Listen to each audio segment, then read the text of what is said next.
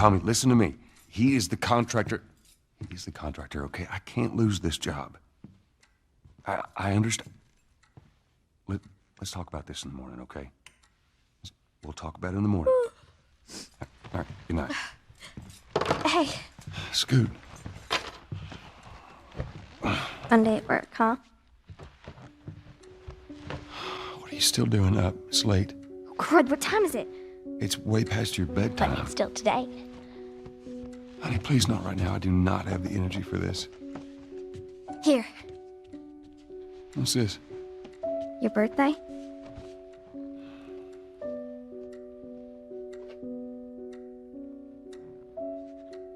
You kept complaining about your broken watch. So I figured, you know. You like it?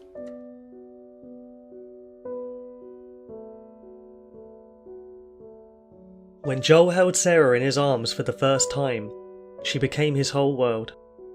Joel's approach to fatherhood is one of devotion, protection, and unconditional love. Sarah reciprocates these actions purposefully, whether it's checking in with her dad or presenting him with a watch for his birthday. The moments they share are filled with joy, humour, and harmony, transcending beyond the confines of time. You're my baby girl.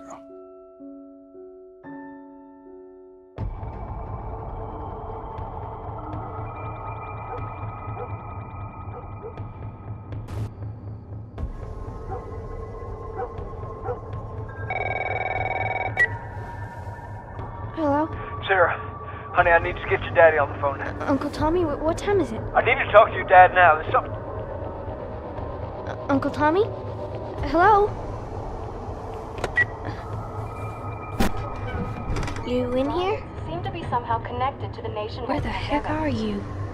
We've received reports that victims afflicted with the infection show signs of increased aggression. There seems to be some commotion coming from the... What was that?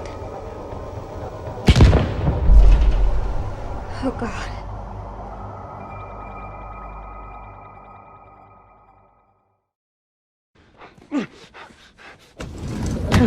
There you are. Sarah, are you okay? Yeah? What's going on? It's the Coopers. Something ain't right with them. I think they're sick. What kind of sick? Jimmy! Dad? Honey, come here. Come here. Jimmy! Jimmy, stay back! Jimmy, I am warning you! Don't! You shot him. Sarah, I saw him this morning. listen to me. There is something bad going on. We have got to get out of here. Do you understand me? Joel and his brother bundle Sarah into the Jeep. Flames reflect off the car window, illuminating the unprecedented anguish. The sounds of terror strike Sarah's eardrums, reverberating down her spine. They do not know the horrors that are lying in wait, but one thing is for certain: we all need to brace for impact.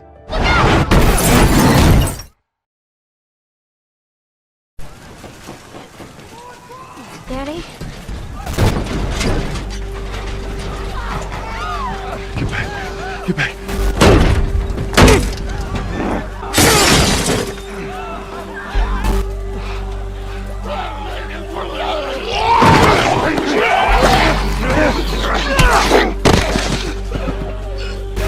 Keep us safe. You're coming. Now hold on tight. The three divert from the city into the adjacent wilderness, though the respite from chaos is short-lived.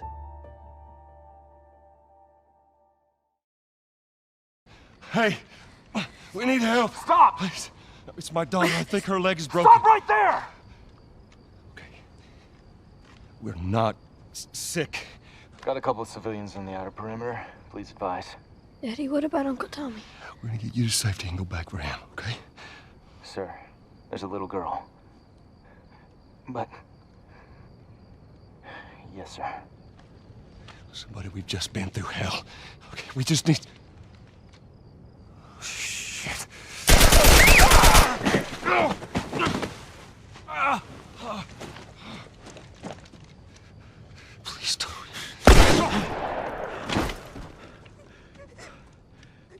Oh no.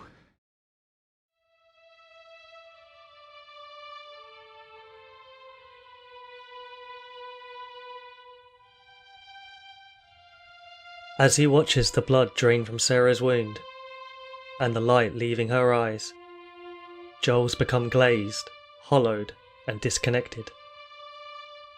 There were two passings in that moment: the daughter that would never play another soccer game, and the father who will choose to never feel again.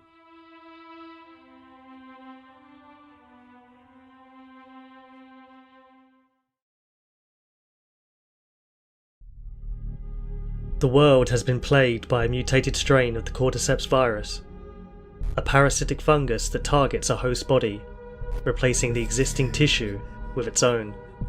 Once the infection reaches the brain, individuals become hyper-aggressive, incapable of rational thought, and hungry for human flesh.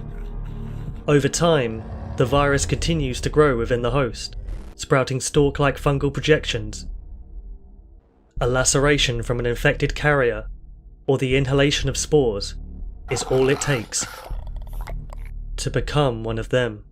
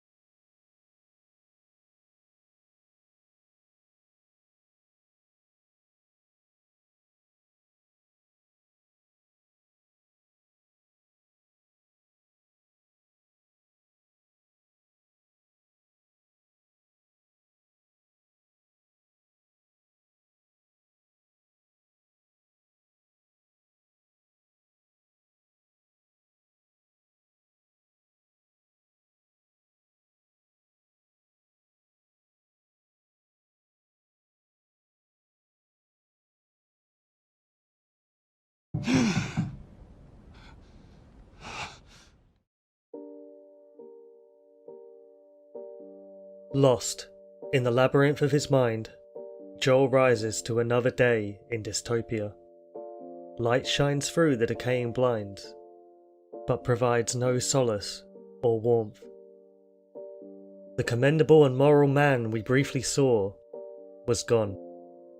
Joel has managed to evade the bites of flesh-hungry humans, but hasn't been able to outrun the black dog. As much as he tried coming to terms with the death of his daughter, no amount of time or willpower could heal Joel's emotional wounds. It's a common misconception that depression can be overcome through sheer willpower alone. While having the will to help yourself is important, there are many other factors of depression that extend beyond one's reach. Joel has been enduring a path of self-punishment.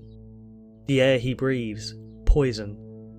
Each second that passes, more torturous than the next. Joel's motivation to survive is not out of self-preservation. It was a sentencing to continue existing, absent of living. Joel's change in behaviour is a common sign of depression. The actions he commits and the decisions that he makes are far removed from the loving, caring father he once was. He has become cold, isolated, and struggles to keep moving forward. But, hanging by a thread, is the care he has for others. Joel occupies his time with opportunistic ventures, seeking resources with the help of his partner, Tess. He sometimes turns to alcohol as a means to cope. The abuse of substances such as drugs and alcohol can be a sign of depression. Joel's actions have become objective and emotionless. However, the path he has endured for decades was about to take a turn. Fate and choice have led Joel to a chance at salvation. I need something smuggled out of the city.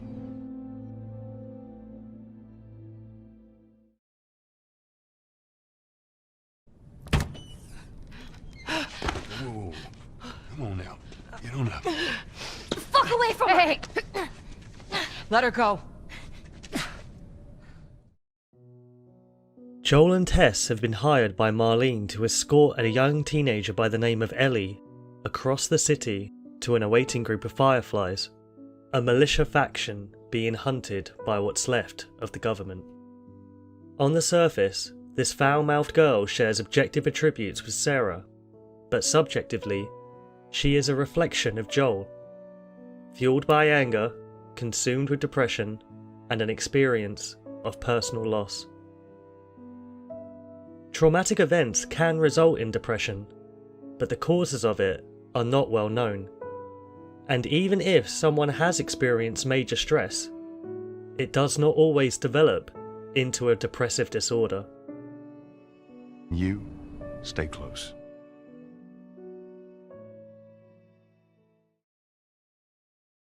In the dead of night, Joel, Tess and Ellie begin their venture beyond the city walls. The heavily guarded perimeter may be absent of infected, but it's rife with revelation.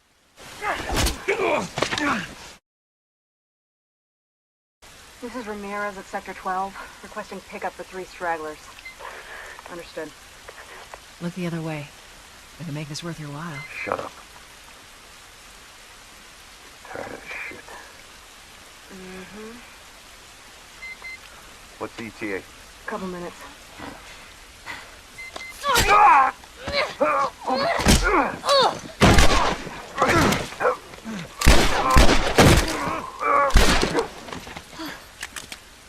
Fuck! I thought we were just gonna hold him up or something. Oh, shit. Look. Jesus Christ. Marlene set us up? Why the hell are we smuggling an infected girl? I'm not infected. No? Was this lying? I can explain. You better explain fast. Look at this. I don't care how you got infected. It's 3 weeks old. No, everyone turns within 2 days, so you stop bullshitting. It's 3 weeks. I swear. Why would she set you up?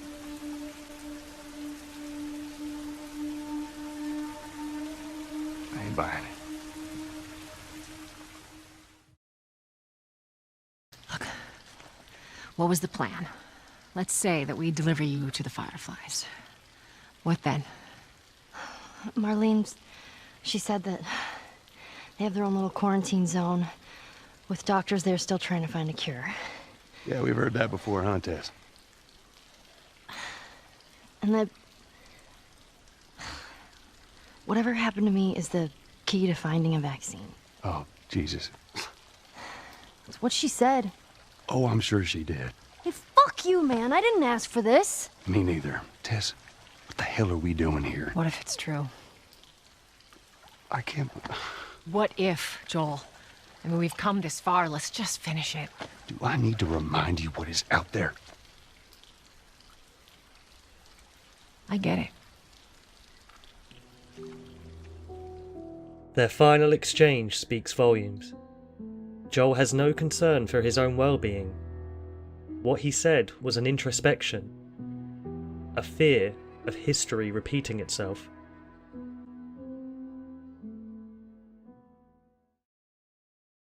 The three push on, traversing the dilapidated city.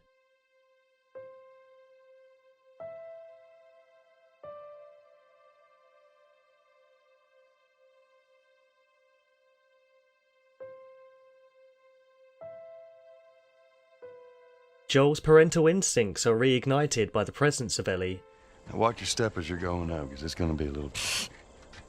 who subsequently extinguishes his fatherly advice. But through these abrasive retorts, there are glimpses of unity. Moments shared together, if only briefly. Ellie's unique perspective brings Joel out of his own. Seeing the beauty of a world overgrown, and a re-established bond between father and daughter.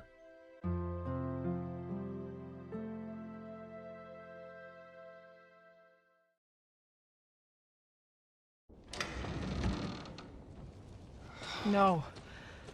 No, no, no. What happens now? What are you doing, Tess? Maybe they had a map or something to tell us where they were going.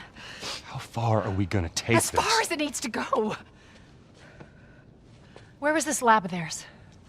Oh, she never said. She only mentioned that it was someplace out west. What are we doing here? This is not us. What do you know about us? Guess what? We're shitty people, Joel. It's been that way for a long time. No, we are survivors. This is our chance. It is over, Tess! Now, we tried. Let's just go home. I'm not going anywhere. This is my last stop. Holy shit. She's infected. Joel, Let me see. I didn't mean for this. Show it to me. Oh, Christ. Give me your arm. This was 3 weeks. I was bitten an hour ago, and it's already worse. This is fucking real, Joel. You've got to get this girl to Tommy's. With Tess unable to continue, destiny has led Joel to a fork in the road. He has to choose whether to escort Ellie to the Firefly lab in the hope of extracting a cure, or remain just a survivor. This choice goes much deeper than the surface. It's a choice between change or stagnation. To continue on his nihilistic journey of self-loathing, or to find his true self once again.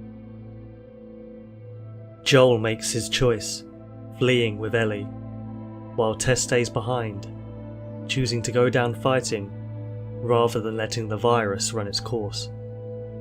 There may be no treatment for a viral bite wound, but clinical depression is treatable. However, there is no known cure for the mental disorder. And so begins their journey to save the world, and for Joel to save himself.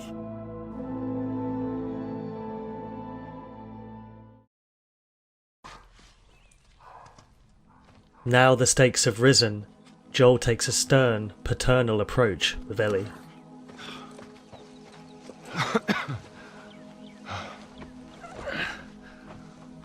Hey, look, about Tess. I don't even know what Here's how this thing's gonna play out. You don't bring up Tess. Ever. Matter of fact, we just keep our histories to ourselves. Secondly, don't tell anybody about your condition. They think you're crazy, they'll try to kill you. And lastly, you do what I say, when I say it. While Ellie's immunity could draw unwanted attention, there is no immunity to depression. Now there's a town a few miles north of here. There's a fella there that owes me some favors. Good chance he could get us a car. Okay. Let's get a move on.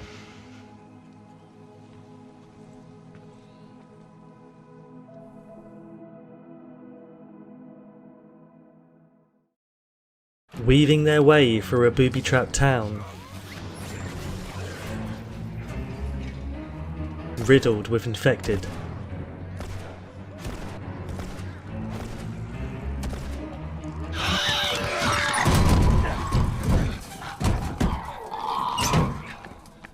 Joel and Ellie reach Bill, a character representing the status quo that Joel has dwelled in for some time.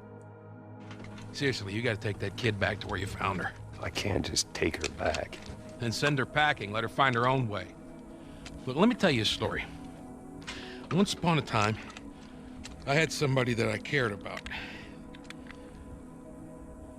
A partner. Somebody I had to look after.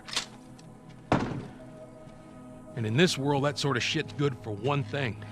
Getting you killed. So you know what I did? I wisened the fuck up. And I realized it's gotta be just me. A week ago, Joel would have agreed to this ideology, and a part of him may be tempted to regress back to this solitary mind state. But whether he knows it or not, Joel is walking this path for reasons beyond his promise to Tess.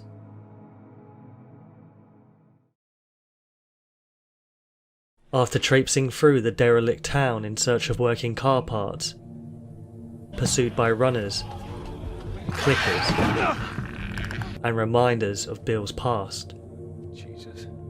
Joel and Ellie eventually acquire a working truck and continue on.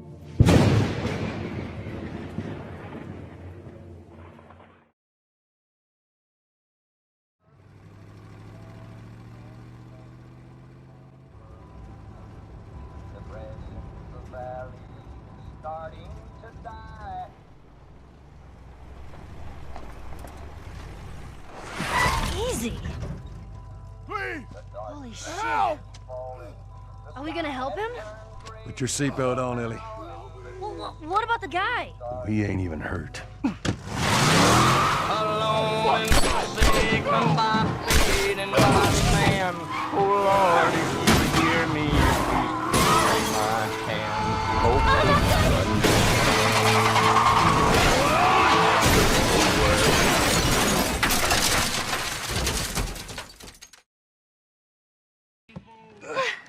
I'm okay. I'm okay. Then get out, quick. Catch your breath. We're leaving. Okay. Watch out!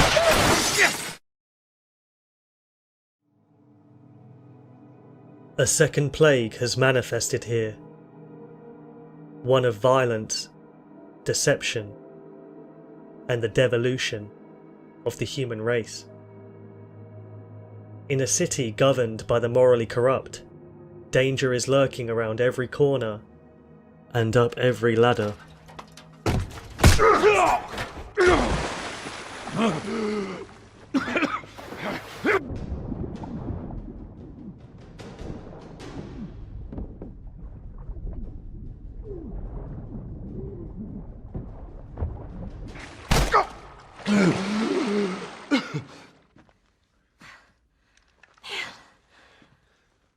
I shot the hell out of that guy, huh? Yeah, you sure did. I feel sick. And you just hang back like I told you to. Well, you're glad I didn't, right? I'm glad I didn't get my head blown off by a goddamn kid. Joel is ungrateful and dismissive of Ellie's pleads for affirmation. But what he lacks in words, he makes up for in his actions. Joel entrusts Ellie to provide cover fire, implying a positive progression to their relationship. Working together as a team for the first time, Joel and Ellie evade the militia group and flee the city of Pittsburgh in an unconventional manner. How many bullets do you have left? They're gonna kill us! What other choice do we have? We jump! No, it's too high and you can't swim. I'll boost you up, you run past them.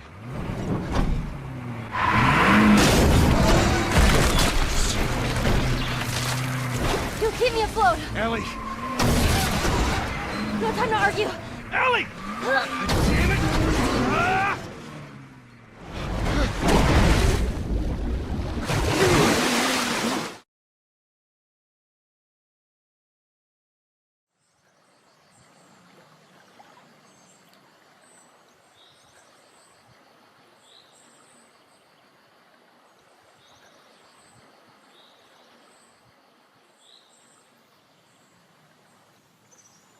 After a few months of travelling, Joel and Ellie reach a compound, hoping to clamber over the walls and pass through.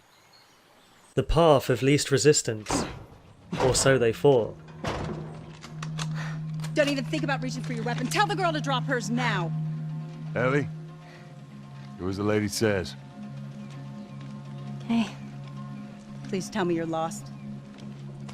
Oh, we didn't know the place was occupied. We're just trying to make our way through. Through to where? They're all right. But you know these people? I know him. He's my goddamn brother. Tommy. Joel and Tommy spent the first few years of the outbreak together, But after witnessing the horrific actions of Joel day after day, he decided to leave in search of a life that consisted of more than violence and survival. The nostalgic reuniting of the brothers becomes nauseating. I've been on quite the adventure, little brother. I reckon it's got something to do with that girl. It's got everything to do with that little girl. She's immune. Immune to what? I've Oh, seen come her, on. I know, I've seen her breathe enough spores to take down a dozen men. And nothing. All right. I'll bite. Why bring her here? I was supposed to deliver to the Fireflies. The way I figure they're your boys. You finish the job, you collect the whole damn payment. I haven't seen a Firefly in years. You know where they are. You want some gear? Sure. But I ain't taking that girl off your hands. This is how you gonna repay me, huh? Repay you? For all those goddamn years I took care of us. Took care. That's what you call it? I got nothing but nightmares from those years. You survived because of me. It wasn't worth it. I bring you the cure from mankind. Joel and You Ellie wanna play the reunite, pissy little brother. vacating the mountainside We town ain't back in together, Boston. You lay turning your their hands on me backs again, it on a won't end well long, for you. arduous winter. The hell is that? We're under attack. Depression does run in some families. While Joel stagnates and dwells in his depression, Tommy contemplates whether to take over the responsibility of Ellie. This more recent attempt to relinquish himself of responsibility stems from the same emotion as the previous: fear of losing what he cares for most, and the idea of changing for the better.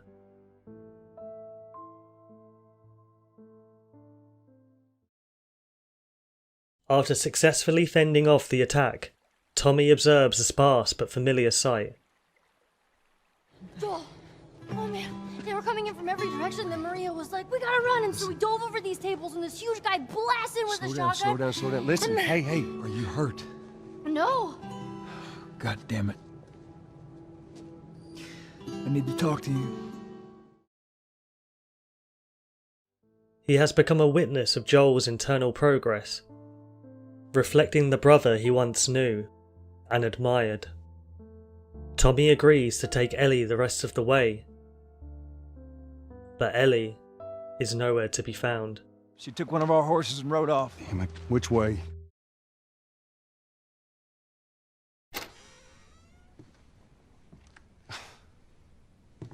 Is this really all they had to worry about? Boys, movies, deciding which shirt goes with which skirt. We're leaving. Come on. And if I say no? Do you even realize what your life means? Huh? Running off like that, putting yourself at risk? It's pretty goddamn stupid. Well, I guess we're both disappointed with each other then. What do you want from me? Admit that you wanted to get rid of me the whole time. Tommy knows this area. Oh, better fuck than... that. Well, I'm sorry. I trust him better than I trust myself. Stop with the bullshit. What are you so afraid of? That I'm gonna end up like Sam? I can't get infected. I can take care of myself. How many close calls have we had? Well, we seem to be doing all right so far. And now you'll be doing even better with Tommy.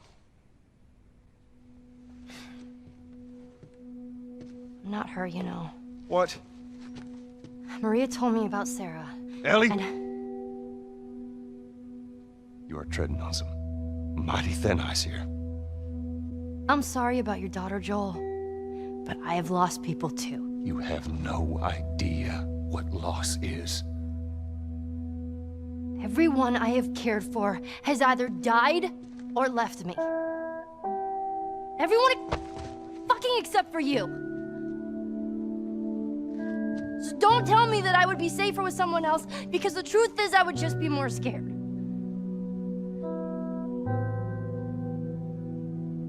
You're right. You're not my daughter. And I sure as hell ain't your dad.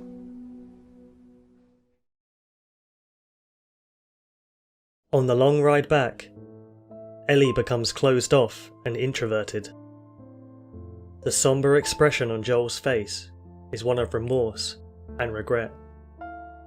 Overlooking the light and life of the compound, a rare sight in this blackened hellscape, Joel makes another significant choice: to stay with Ellie, continuing on their journey to the Firefly Lab and further into the depths of his inner turmoil.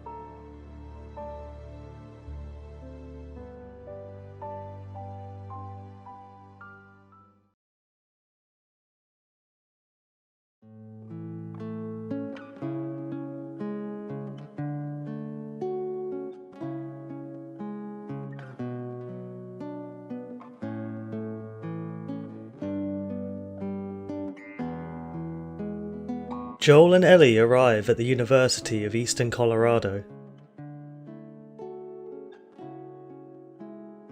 Tommy explained that the lab is located in the science building, describing its appearance as a giant mirror, a fitting description to match Joel's path of self-reflection and rediscovery.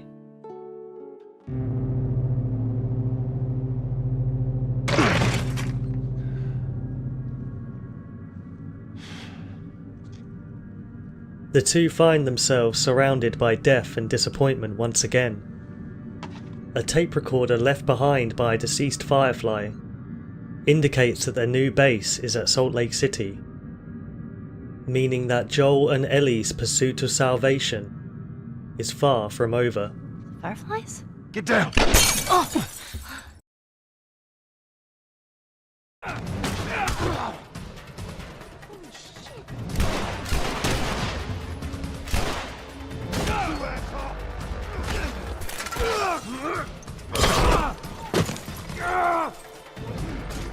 What do you want me to do? What?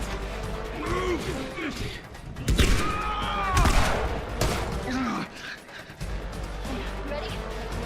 1, 2, 3.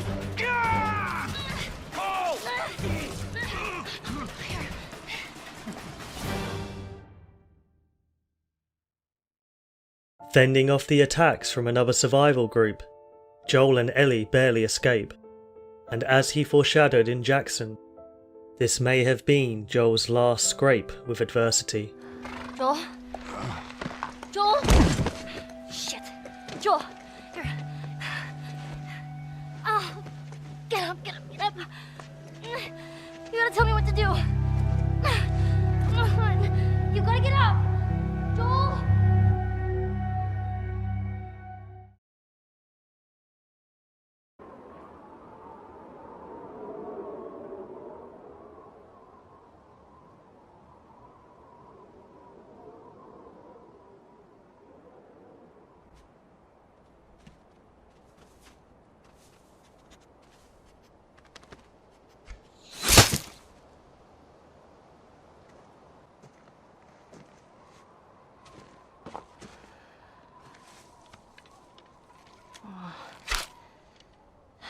This won't last very long.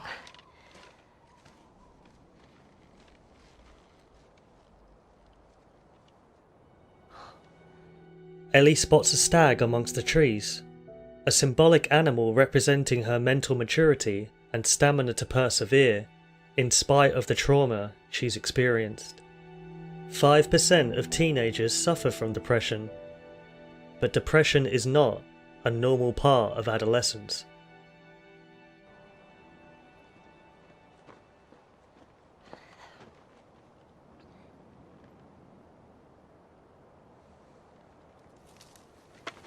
Who's there? Come out! Hello? We just want to talk. Any sudden moves and I put one right between your eyes. Ditto for buddy boy over there. What do you want? Name's David. This here's my friend James. We're from a larger group. Women, children. We're all very, very hungry. So am I. Well, maybe we could, trade you for some of that meat there. What do you need? Weapons? Ammo? Clothes? Medicine! You have any antibiotics? We do? Back at the camp. You're welcome to follow us I'm back. not following you anywhere. Buddy boy can go get it. He comes back with what I need. The deer is all yours. Anyone else shows up... You put one right between my eyes. That's right. You know, you really shouldn't be out here all on your own. I don't like company. I see. What's your name? Why? Look, I understand it's not easy to trust a couple of strangers. Whoever's heard, you clearly care about them. I'm sure it's gonna be just fine. Ellie is unfazed and unmoved by his words. The scenes of deception she witnessed in Pittsburgh has left only skepticism and distrust. What she doesn't know is that the law of cause and effect is about to run its course. A few weeks back, I sent a group of men out to a nearby town to look for food. Only a few came back. They said that the others had been slaughtered by a crazy man. And get this, he's a crazy man traveling with a little girl. Their actions in Boulder have caught up with them. You see, everything happens for a reason. As things start to escalate, David diffuses the situation, which comes as a surprise to Ellie. They hold up their end of the deal, exchanging the medicine for the stag meat. Ellie hurries back to a gravely injured Joel. Barely clutching onto his own mortality, Joel can only muster painful groans and laboured breath. You're gonna make it.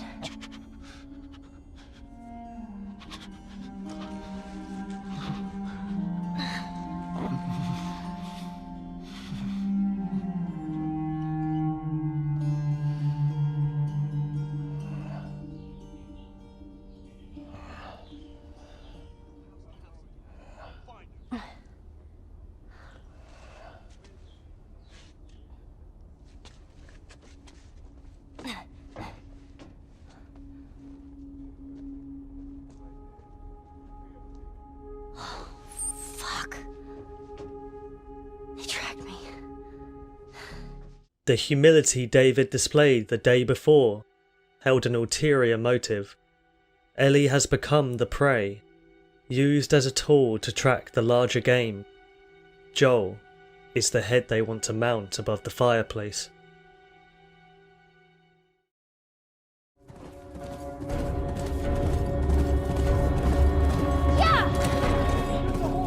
Shoot the fucking horse!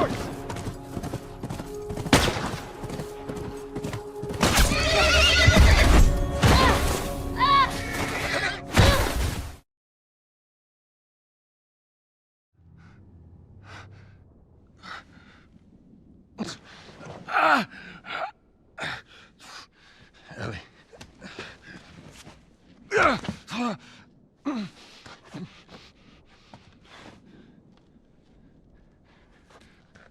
Ellie?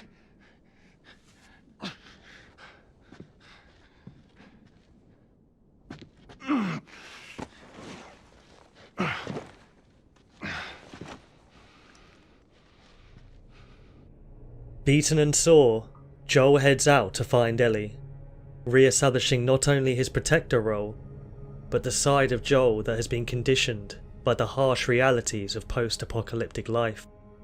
Fuck! Focus, right here, right here. She's alive. She's David's newest pet. Where? In the town. In the town. Now you're gonna mark it on the map. And it better be the same exact spot your buddy points to. Mark it. It's right there. I ain't alive. I ain't...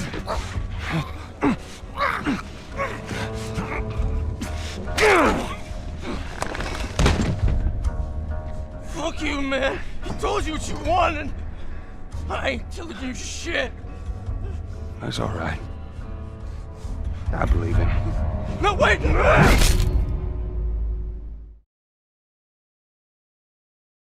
Wakey, wakey. Come on. Let's go! I warned you. I'm infected! I'm infected! Really? So are you. What'd you say? Everything happens for a reason, right?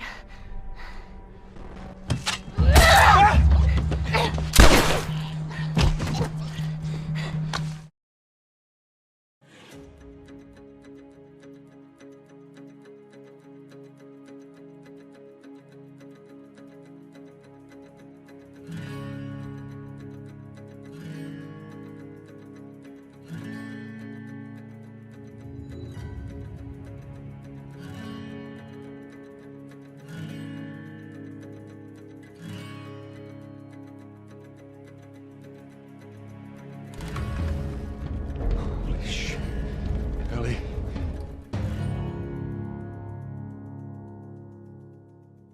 Stop! Stop! Fucking touch me! It's okay. It's me. It's me. It's me. Look, look. It's me. He tried to... Oh, baby girl. It's okay. It's okay. No. It's okay.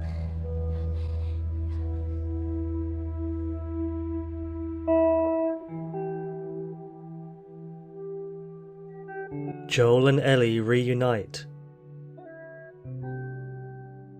vacating the mountainside town together.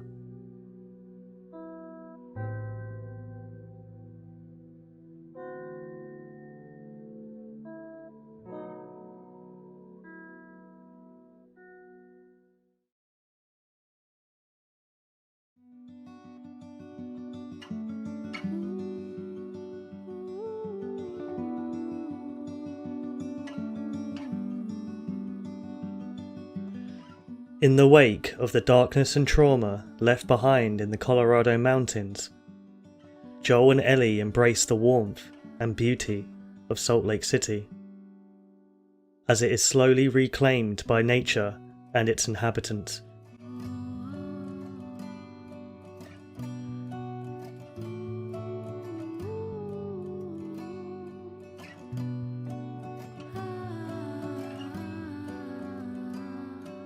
It's a common misconception that a person with depression always feels sad. Even with the abhorrent levels Joel and Ellie have endured, they are still more than able to revel in moments of happiness and contentment together.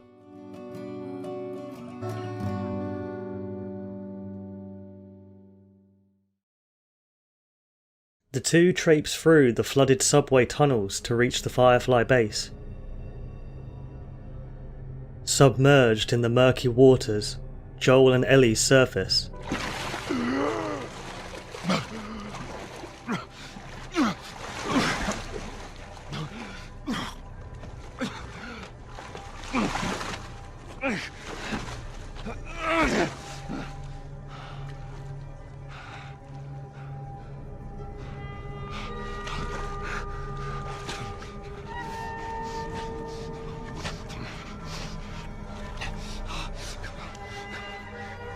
Hands in the air! A pinnacle moment in Joel's personal journey has arrived. The story has come full circle, back to where it all began.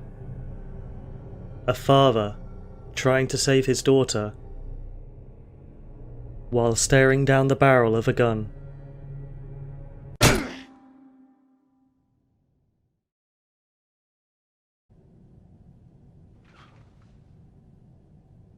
Welcome to the Fireflies. Sorry about that. They didn't know who you were. And Ellie? She's all right. They brought her back. You came all this way. How'd you do it? It was her.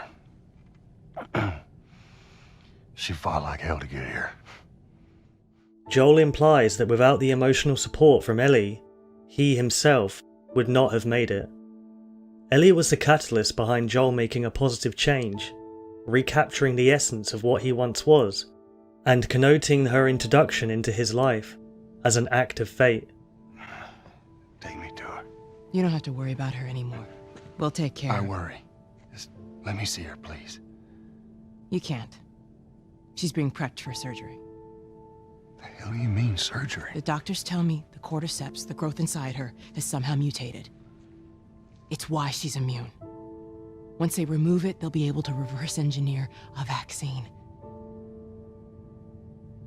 A vaccine. But it grows all over the brain.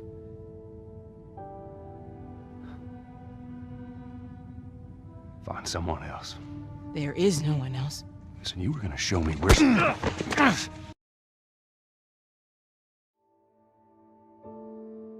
He is faced with an impossible choice: to allow a girl who saved his life in so many ways to lose her own for the sake of billions, or do what he couldn't do 20 years ago: deny fate by saving his newfound daughter.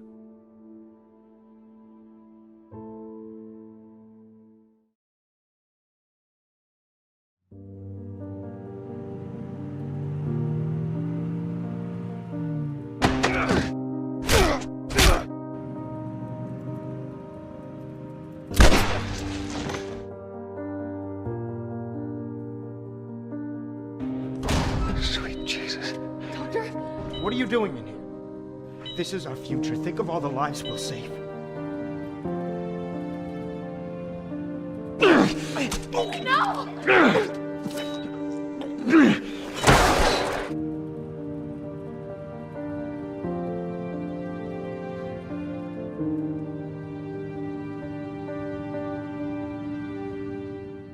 Joel chose to save Ellie, partly because he believes her fate shouldn't be decided by others, and that sacrificing one life to save many is still an immoral act. But the other part is one of selfishness, a hollowed redemption for the death of his daughter Sarah, and the longing for a re-established paternal connection. Joel and Ellie's relationship is one of mirroring and reciprocation. Both of these protagonists endured mental and physical hardship, seamlessly transitioning between the role of protector and protected, parent and child. Joel's internal journey of rediscovery, reignition of care, for himself and for others, has brought him back to a delicate but present equilibrium. Like a blade of grass rising through the concrete, he has found salvation amongst the rubble. Joel chose to defy fate and give Ellie a chance at a somewhat normal childhood. But, as they learned through their altercations and strife, every action has a consequence. Every cause has an effect.